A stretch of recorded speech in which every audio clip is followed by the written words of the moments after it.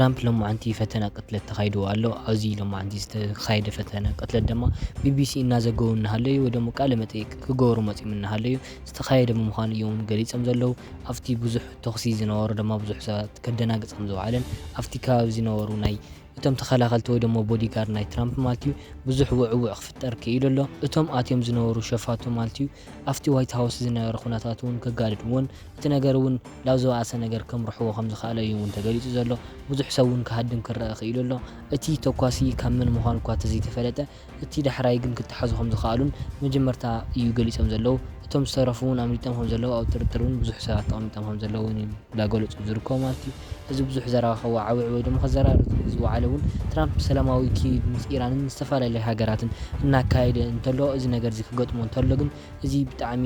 ኣስጋኢ ኩነታት ይኹን ደማ እዮም ገሊፆም ትራምፕ እዚ ነገር እዚ እናተጋደደ ብምዃዱ ኣብቲ ሃገራውን ቁስዋስን ኢኮኖሚውን ክልዕል ከም ዝኽኣለ እዮም ገሊፆም ዘለዉ ኢራን እቲ ትገብሮ ዘላ ነገራት እውን እስካዕ ኸዚ ከምዘይተዋሓጠሉ እዩ እውን እናተገለፀ ዝርከብ እተን ሓደ ሃገራት ወይ ደሞ ቂም ዘለዎን ምስ ኢራን እውን ዘለዋ ሃገራት እዚአን ብባሕሪ ሆርሙዝ ምንም ዓይነት ነገር ከይመሓላልፋ ከም ዝኸልኸለት ዝፍለጥ እዩ ኸዚ እውን እናቐፀለትሉ እያ ትርከብ እስኪ ዝኾነት ሃገር እውን ክትሓልፍ እንተሞኪራ እንድሕር ዳ በዚ ፍቃደይ ብዙሕ ቅፅዓት እውን ክህልያ ክእል ክትብል ደማ ገሊፃ ኣብ ርእሲኡ ድማ ብባሕሪ ሆርሙዝ ልሓልፋ መራክብ ኩለን ማለት እዩ ለኣየ ግብሪ ክኸፍላ ኣለዎን ብዝብል እያ ስምምዕነት ኣልዒላ ዘላ እስካዕ ኸዚ ግን እቲ ግጭት ክፍጠር ዝኽኣለ ወይ ደሞ እቲ ተኽሲ ውግእ ግን ኣይቋረፀን ዘሎ እቲ ዝገበረሉ ምኽንያት ደሞ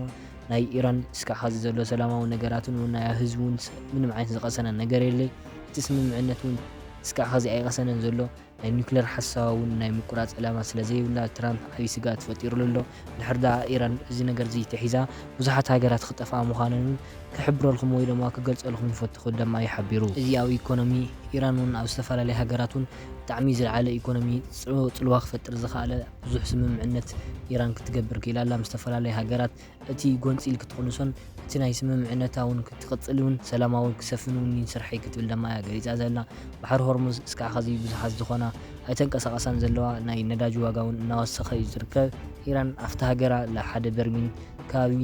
$1 እዩ ዝሽወጥ ዘሎ ማለት እዩ እዚ ነገር እዚ ግን ክቃለለሉ ወይ ደሞ ናብ ውጪ ክኸድ ኣለዎ ብምባል እዮም እናገለፁ ነይሮም ሕሉፍ ዳ ሙሉእ ትርፊ ፎሲሱስ ኣብ ባሕሪ እውን ክረአ እዩ ጀሚሩ ዘሎ እቲ ነዳጅ ክብል ደማ እዮም ገሊፆም ዘለዉ እስካዕ ኸዚ ዘን ዘይተንቀሳቐሳ ወይ ደሞ ብፍቓድ ኢራን ማለት እዩ እዚ ነገር እዚ ድሕር ዳ ዘይፈቐደትልና ምንም ዓይነት ነገር ክንቀሳቐስ ኣይንኽእልን ዘለና ስለዚ ፍቓድ ክትበና ኣለዋ ኢራን እዚ ነገር እዚ ናብ ሰላማዊ ነገር እውን ክተምርሖ ኣለዋ ክብል ደማ እዮም ገሊፆም ዘለዉ እሱ ብቻ ኣይኮነን ምስ መንግስቲ ቻይና ዘለዎም ስምምዕነት እውን እናገለፀ ወይ ደሞ እዩ ዝርከብ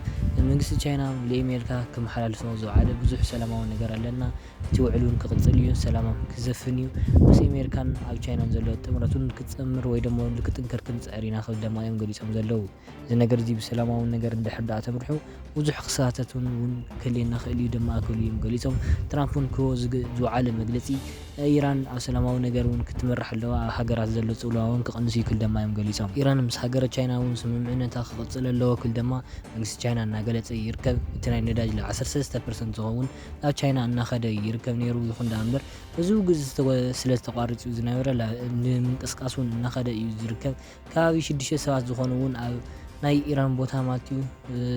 ዝነበሩ ህፃውንቲ እውን ክሞቱ ክኢሎም ኣለዉ ኣብቲ ዝነበሩ ገዛውቲ ማለት እዩ እሱ ብምግባር ግን ኣብ ናይ ዋይት ሃውስ ዝካየድ ዘሎ ቅትለት ወይ ደሞ ቀተለ ፍትነት ናይ ትራምፕ ግን ብዙሕ ሰባት እናዘራረብን መንግስቲ ኣሜሪካ እውን ብዙሕ ጭንቀት እዩ ክፈጥረሉ ክኢሉ ዘሎ ትራምፕ ማለት እዩ እቲ ህዝቢ እውን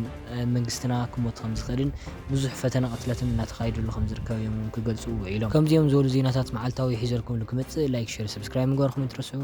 ሰላም ቀኒታ